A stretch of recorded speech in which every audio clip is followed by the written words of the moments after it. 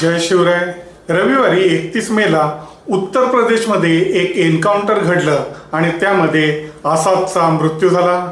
अतिशय क्षुल्लक कारणावरून आसादनं आपल्या साथीदारांच्या सह अल्पवयीन सूर्या यादव याची चाकू खुपसून हत्या केली. ईदच्या दिवशी खोटं काहीतरी आमिष दाखवत आसादने त्या सूर्या यादवचं अपहरण केलं होतं आणि वडिलांच्या उपस्थितीमध्ये त्याचा खूनही केला.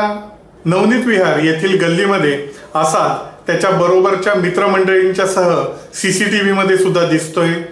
मात्र तिथेच त्याची हत्या करून बाकीचे जण पळून गेले होते. फरार आसादची माहिती देणाऱ्यासाठी 50,000चं इनाम सुद्धा पोलिसांनी जाहीर केलं होतं. मात्र जनक्षोभ एवढा प्रचंड होता की पोलिसांना तात्काळ कारवाई करणं भागच होतं.